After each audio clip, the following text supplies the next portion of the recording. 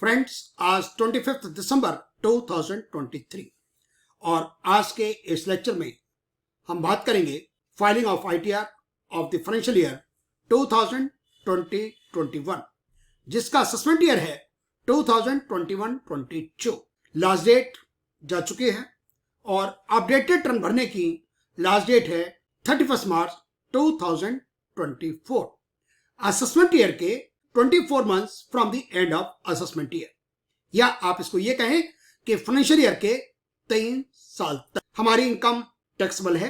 Form 26 में information है, pension की है, सैलरी की है, इंटरेस्ट ऑन एफडीआर्स की है, हमने मकान को किराए पर दिया हुआ है और उसकी इनकम आई हुई है। सब कुछ मिला के हमें रिटर्न भरनी चाहिए थी, हमने अभी तक नहीं भरी और हमारा टीडीएस भी कटा हुआ है।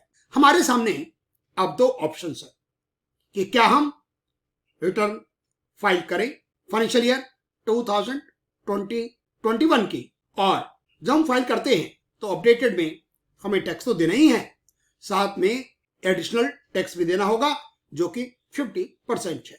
लेट फीस भी देनी होगी, 234A का, B का, C का इंटरेस्ट देना होगा। यदि हम सीनियर सिटीजन हैं तो 234A का इंटरेस्ट लगेगा, B और C का नहीं लगता यदि आपकी इनकम फ्रॉम बिजनेस प्रोफेशन नहीं है तो। और हमारा मन डगमगाता है कि हम 50% एडिशनल टैक्स दें, 234A का इंटरेस्ट दें, तो यदि हम ना दें तब क्या होगा। और यह भी हमें मालूम है कि हमारी TIS, AIS में पूरी इंफॉर्मेशन है। यदि आप ऐसा सोच रहे हैं तो बहुत ये गलत होगा। इनकम टैक्स डिपार्टमेंट को आपके बारे में सारी इंफॉर्मेशन मालूम है। AIS, TIS में आपकी सारी इंफॉर्मेशन वहां पर हैं।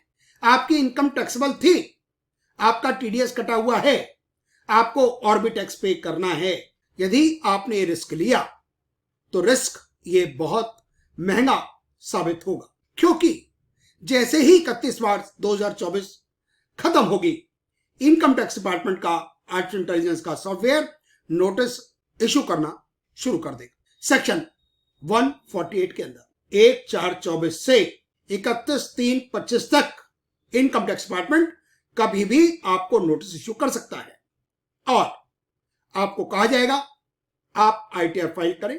आप उस ITR में सारी इनकम दिखाएंगे, इंटरेस्ट देंगे, लेट फीस देंगे, उसके बाद आपका असेसमेंट होगा। इसको बोलते हैं इनकम एस्केपिंग असेसमेंट, और उसमें सेक्शन 270A के अकॉर्डिंगली अंडर रिपोर्टिंग के लिए 50% पेनल्टी है, मिस रिपोर्टिंग के लिए 200% है।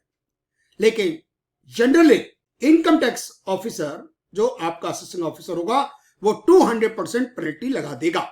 जितना आपका टैक्स बनेगा आपकी इनकम पर, उसमें से जो आपका TDS है, जो आपका एडवांस टैक्स है, जो आपका सेल्फ असेसमेंट टैक्स यदि आपने जमा करवाया है तो उसको डेफिनेटली माइनस कर दिया जाएगा। उसका 200% आप पर लग जाएगा पेनल्टी, और यदि आप नहीं देते हैं तो फिर रिकवरी प्रोसीडिंग शुरू हो जाएंगे। नो डाउट कि अपील करने का मौका मिलेगा, लेकिन आपको अपील करने से एज सच कोई फायदा होने वाला नहीं है। और फेसलेस होने के कारण जो आपके दिमाग में कुछ मिथ चल रहे होंगे, हम ITO से मिलकर, हम CA को कहकर कुछ रिश्वत दे देंगे और काम हमारा चल जाएगा, ऐसा बिल्कुल भी होने वाला नहीं है। आप सब कुछ फेसलेस है। आर्टिफिशियल इंटेलिजेंस अपने आप नोटिस इशू करेगा, 147 के अंदर असेसमेंट होगी और आपका penalty, tax, interest, late fees, ये आप इससे बच नहीं पाएंगे। तो मेरी सलाह आपको ये है कि फाइनेंशियल ईयर 2020-21 जिसका असेसमेंट ईयर 2021-22 है, उसके रिटर्न 31 मार्च 24 तक अपने आप अपडेटेड रिटर्न वाली कैटेगरी में सेक्शन 139(8A) में भर दें। अदरवाइज आप अपने लिए इतनी मुसीबत बोल चुके होंगे कि आपको फिर याद आएगा कि आपने ये कदम 31 मार्च 24 तक क्यों नहीं उठाया।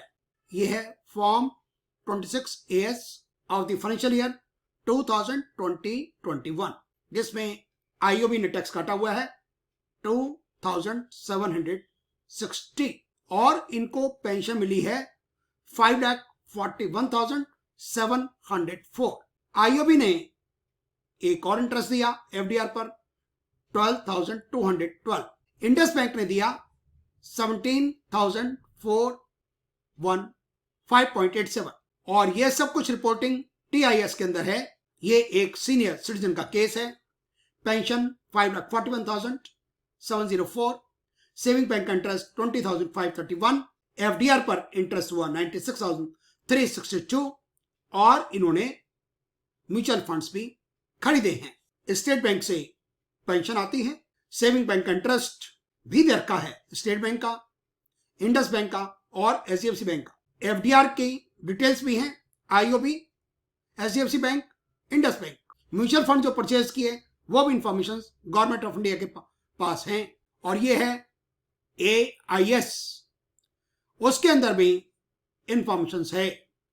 पेंशन 541,704, आईओबी का इंटरेस्ट 51,621, इंडस बैंक का इंटरेस्ट एफडीआर का 17,415, म्यूचुअल फंड परचेज किए गए उसकी इंफॉर्मेशन है। और पेंशन फ्रॉम 1 अप्रैल 2020 से इक्वेशन अमाउंट 541,704, 50,000 स्टैंडर्ड माइनस हो जाएगा। रेंटल इनकम आ रही है 30% रिपेयर मिलेगी 184,800। सेविंग बैंक का इंटरेस्ट 20,531, एफडीआर का इंटरेस्ट 96,362। LIC की एनुटीज हैं जो कि नो डाउट डिपार्टमेंट को नहीं पता, लेकिन आगे आपने डिक्लेयर कर रखी हैं।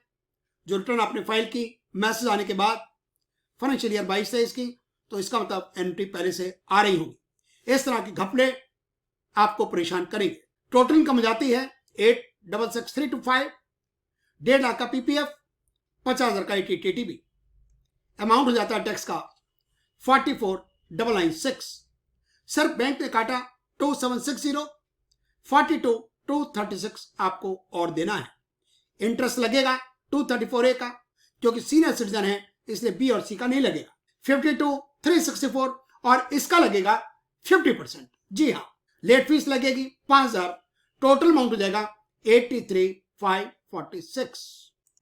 तो मेरी सलाह आपको ये होगी, आप ITR फाइल करें, अपडेटेड सेक्शन 138A और टैक्स का प्रॉपर भुगतान। यदि आपने ये काम नहीं किया तो फिर आपको अमाउंट देना होगा जो आपका टैक्स पेबल अमाउंट है 42,236, इसका 200% पेनल्टी। आपको 83,546 प्लस जो आपका टैक्स पेबल अमाउंट था 42,236, उसका डबल आपको और देना पड़ जाएगा। तो आप अपना नुकसान करेंगे।